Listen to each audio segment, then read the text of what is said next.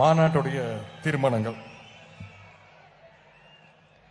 தீர்மானம் 1, இளைஞரணியினுடைய மாநில மாநாட்டிற்கு அனுமதி அளித்த நம்முடைய ஜனநாயக பாதுகாவலர் கழக தலைவர் அவர்களுக்கு எங்களுடைய இளைஞரணியின் சார்பாக நன்றி. தீர்மானம் 2, தமிழ்நாடு முதன்மை மாநிலமாக தொடர்ந்திட அயராது பாடுபடும் நம்முடைய முதலமைச்சருக்கு இளைஞரணி என்றும் துணை நிற்கும். மாநிலங்களுடைய அனைத்து உரிமைகளையும் ஒன்றிய பாஜக அரசு பறித்து வரும் நிலையில் கூட எல்லோருக்கும் எல்லாம் என்ற ஒப்பற்ற சிந்தனையுடன் திராவிட மாடல் அரசை நடத்தி வரும் மாண்புமிகு முதலமைச்சர் அவருடைய எண்ணப்படி இந்தியாவுடைய முதன்மை மாநிலமாக தமிழ்நாடு தொடர்ந்திட கழக இளைஞரணி அயராது பாடுபடும் என இந்த மாநாடு தீர்மானிக்கிறது. தீர்மானம் 3, மகளிர் வாழ்வில் தன்னம்பிக்கையை வளர்க்கும் முதலமைச்சருடைய விடியல் பயணம். மகளிருக்கு கட்டணமில்லா பேருந்து பயணம் அளித்ததன் மூலம் 2023 டிசம்பர் மாதம் வரை 404 கோடியே 6 லட்சம் முறை மகளிர் பயணம் மேற்கொண்டுள்ளனர். பாலின சமத்துவம் போற்றும் விடியல் பயண திட்டத்தை வழங்கிய மாண்பு முதலமைச்சர் அவர்களுக்கு இந்த மாநாடு நன்றி தெரிவிக்கின்றது. தீர்மானம் 4, குடும்ப தலைவியரின் உழைப்பை மதிக்கும் கலைஞர் மகளிர் உரிமை திட்டம். கலைஞர் மகளிர் உரிமை திட்டத்தை செயல்படுத்தி ஒவ்வொரு மாதமும் 1,15,84,300 பெண்களுக்கு தலா மாதம் 1000 ரூபாய் கிடைக்க செய்து இது உதவி தொகை அல்ல, உங்களுடைய உரிமை தொகை என அறிவித்த மாண்பு முதலமைச்சர் அவர்களுக்கு இளைஞரணி இந்த மாநாட்டில் நன்றி தெரிவிக்கின்றது. தீர்மானம் 5, மாணவர்களுடைய உடல்நலன் காத்து ஊக்கமளிக்கும் காலை உணவு திட்டம். இந்தியாவுக்கே முன்னோடி திட்டமான முதலமைச்சருடைய காலை உணவு திட்டத்தை 31,000 தொடக்க பள்ளிகள் நடைமுறைப்படுத்தி 18,54,000 மாணவர்கள் பயன்பெறுவதற்கான காரணமாக மாண்பு முதலமைச்சர் கழக தலைவர் அவர்களுக்கு இந்த மாநாடு நன்றி தெரிவித்துக் கொள்கின்றது. தீர்மானம் 6, நாளைய தலைமுறை வளர்த்தெடுக்கும் நான் முதல்வன் திட்டம் புதுமை திட்டங்களுக்கு இந்த மாநாடு நன்றி தெரிவித்துக் கொள்கின்றது. தீர்மானம் 7, மக்களின் உயிர் காக்கும் மருத்துவ திட்டங்கள். மக்களை தேடி மருத்துவம் திட்டத்தின் வாயிலாக 1 கோடிக்கும் அதிகமானுடைய வீடுகளுக்கு நேரிலே சென்று பரிசோதனைகள் மேற்கொள்ளப்பட்டு மருந்துகள் வழங்கப்படுவதும், விபத்தில் சிக்கியவருடைய உயிரை காப்பாற்றும் இன்னுயிர் காப்போம் திட்டத்தின் வாயிலாக 2 லட்சம் உயிர்களை காப்பாற்றிருக்கக்கூடிய மனிதநேய முதலமைச்சர் கழக தலைவர் அவர்களுக்கு இந்த மாநாடு இளைஞரணி மாநாடு நன்றி தெரிவித்துக் கொள்கின்றது. தீர்மானம் 8, நிதி நெருக்கடியிலும் மகிழ்ச்சி பொங்க வைத்த பொங்கல் பரிசு தொகுப்பு. தமிழர் திருநாளை மகிழ்ச்சியுடன் கொண்டாடும் வகையில் 2,19,71,113 அரிசி அட்டைதாரர்களுக்கு பொங்கல் தொகுப்புடன் ரூபாய் 1000 வழங்கி ஏழையின் சிரிப்பில் இறைவனை காண்கின்ற நமது முதலமைச்சர் கழக தலைவர் அவர்களுக்கு இந்த மாநாடு நன்றியையும் பாராட்டையும் தெரிவித்துக் கொள்கின்றது. தீர்மானம் 9, வரலாறு காணாத மழையிலும் மக்களை காத்த முதலமைச்சர் அவர்களுக்கு நன்றி.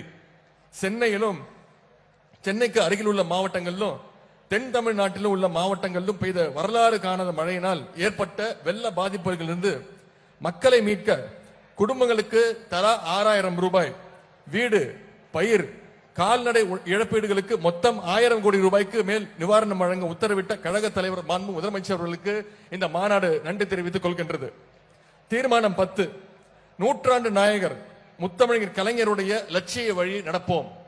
நவீன தமிழ்நாட்டின் சிற்பி முத்தமிழருடைய கலைஞருடைய நூற்றாண்டு விழாவினை ஆண்டு முழுவதும் கொண்டாடும் வகையில் கலைஞர் பன்னோக்கு மருத்துவமனை, கலைஞர் கோட்டம், கலைஞர் நூற்றாண்டு நூலகம், கலைஞர் நூற்றாண்டு பேருந்து நிலையம், கலைஞர் நூற்றாண்டு ஏறு தழுவுதல் அரங்கம் என முத்தமிழர் புகழ் போற்றும் நிலையான அமைப்புகளை உருவாக்கி தந்துள்ள மாண்பு முதலமைச்சர் அவர்களுக்கு இந்த மாநாடு தனது நன்றியை தெரிவித்துக் கொள்கின்றது.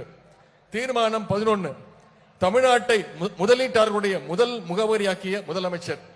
தமிழ்நாடு உலக முதலீட்டர் மாநாடு 2024 வெற்றிகரமாக நடத்தி 6,64,180 கோடி ரூபாய் முதலீட்டுக்கான புரிந்துணர்வு ஒப்பந்தங்கள் வாயிலாக 26,90,656 பேருக்கு வேலை வாய்ப்பு கிடைத்திடவும் $1 டிரில்லியன் பொருளாதார இலக்கை நோக்கி தமிழ்நாட்டை புதிய பாய்ச்சலுடன் முன்னேறி செய்யவும் மாண்பு முதலமைச்சர் அவர்களுக்கு இந்த மாநாடு நன்றி தெரிவித்துக் கொள்கின்றது.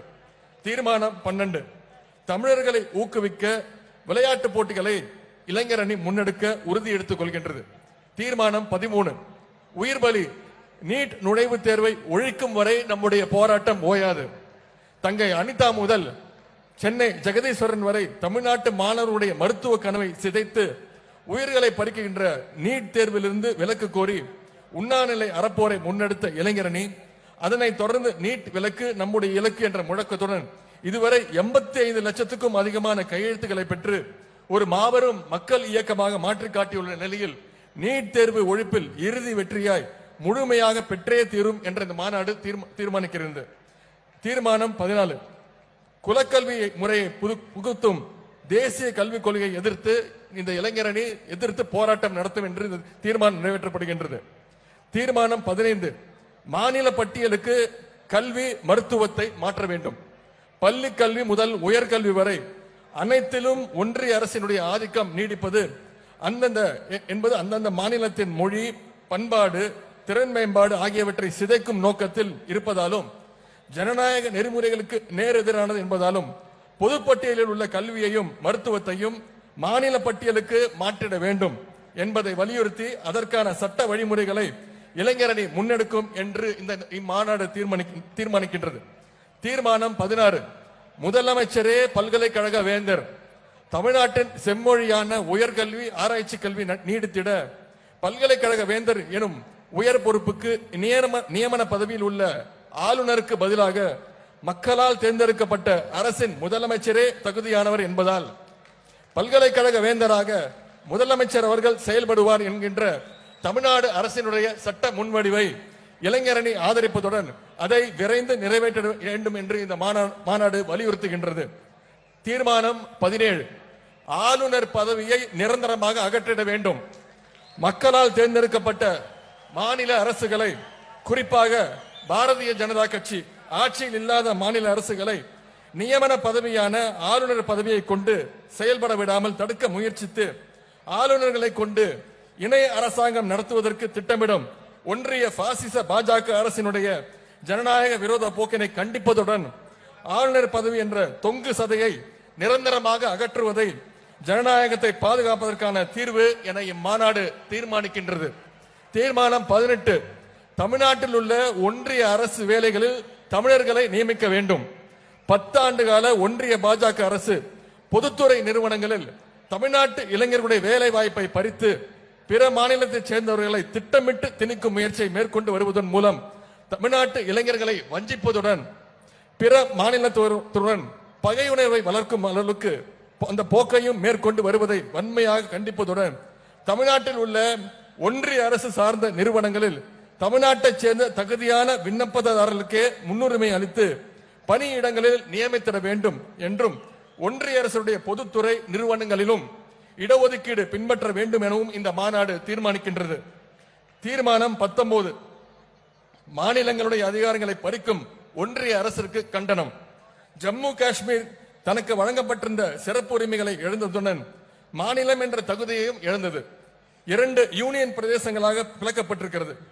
யூனியன் பிரதேசங்களில் மக்களால் தேர்ந்தெடுக்கப்பட்ட அரசு அமைந்தால் கூட ஆளுநர்கள் அதனை ஆட்டி படைப்பதை புதுச்சேரி உள்ளிட்ட பல யூனியன் பிரதேசங்களில் நாம் பார்க்கின்றோம். எனவே ஜம்மு காஷ்மீருக்கு மீண்டும் மாநில தகுதி வழங்கப்பட வேண்டும் என்றும் மாநிலங்களை நகராட்சிகளை போல நடத்த நினைக்கும் ஒன்றிய பாஜக அரசினுடைய வல்லாதிக்க போக்கை கண்டித்தும் இந்த மாநில உரிமை முழுக்க மாநாட்டில் தீர்மானம் நிறைவேற்றப்படுகின்றது. தீர்மானம் 20, கலைஞருடைய மாநில சுயாட்சி தீர்மானத்தின் அடிப்படையில் மாநிலங்களுக்கு அதிக அதிகாரங்களை வழங்க வேண்டும்.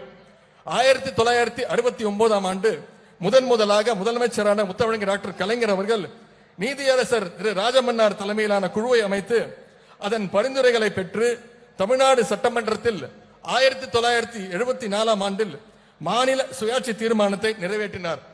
அதிகார குவிப்பை தகர்த்து அதிகார பரவலாக்கத்தை முன்னெடுக்கும் வகையில் முத்தமிழர் கலைஞர் அவர்கள் நிறைவேற்றிய மாநில சுயாட்சி தீர்மானத்தின் அடிப்படையில் தற்போதைய தேவைகளையும் இணைத்து மாநில அரசுகளுடைய அதிகாரத்தை வலிமைப்படுத்திட வேண்டும் என்று இந்த மாநாடு தீர்மானிக்கின்றது. தீர்மானம் 21, அமலாக்கத்துறை உள்ளிட்ட அமைப்புகளை கைப்பாவையாக்கிய ஒன்றிய பாஜக அரசுக்கு கண்டனம். அமலாக்கத்துறை, மத்திய புலனாய்வுத்துறை, வருமான வரித்துறை போன்ற அம்புகளை தொடுத்து பாஜக அல்லாத ஆட்சி நடைபெறும் மாநிலங்களில் உள்ள ஆளுங்கட்சியினர் மீதும் பாஜகவை எதிர்க்கின்ற கட்சிகள் மீதும் வன்மத்துடன் பாய்ச்சுகின்ற ஒன்றிய பாஜக அரசினுடைய பழிவாங்கும் போக்கிற்கும் ஊழல் குற்றச்சாட்டுக்கு உள்ளானவர் பாஜகவுக்கு ஆதரவான நிலையை எடுத்தால் அவர் மீதான வழக்குகள் எந்த நடவடிக்கையும் எடுக்காமல் தூய்மை பட்டம் அளிக்கின்ற பாஜக அரசினுடைய இந்த இரட்டை வேடத்துக்கு செயல்பாடுகளுக்கும் இந்த மாநாடு வன்மையான கண்டனங்களை தெரிவித்து தீர்மானம் நிறைவேற்றுகின்றது. தீர்மானம் 22 நாடாளுமன்ற உறுப்பினர்களை இடைநீக்கம் செய்து ஜனநாயகத்தின் குரல் வலையை நெருக்கும் சர்வாதிகாரத்தை ஒழித்திடுவோம். தீர்மானம் 23 இந்துக்களுடைய உண்மையான எதிரி பாஜக தான் என்பதை அம்பலப்படுத்துவோம். ஆண்டுக்கு 2 கோடி இளைஞர்களுக்கு வேலை வாய்ப்பு, விவசாயிகளுடைய வருமானம் 2 மடங்காகும், கருப்பு பணம் ஒழிக்கப்படும், ஒவ்வொருடைய வங்கி கணக்கில் 15 லட்சம் ரூபாய் வரவு வைக்கப்படும் என தனது வாக்குறுதிகள் அனைத்திலையும் தோல்வியடைந்த பிரதமர் நரேந்திர மோடி தலைமையிலான பாஜக அரசு அவற்றை மறைக்க அயோத்தி ராமர் கோவிலை வைத்து வாக்குகளை பெற்றுவிடலாம் என நினைப்பது ஆன்மீகவாதிகளையும் ஏமாற்றுகின்ற ஒரு செயலாகும். கடவுளையும் ஏமாற்றும் இந்து மக்களின் உண்மையான எதிரியான பாஜகவின் மதவாத அரசியலை அம்பலப்படுத்துகின்ற பரப்புரையை இளைஞரணி மேற்கொள்ளும் என இந்த தீர்மானத்தில் நிறைவேற்றப்படுகின்றது. தீர்மானம் 24 பாஜக ஆட்சியை வீழ்த்திடும் முன்கள வீரர்களாக இளைஞரணி செயல்படும்.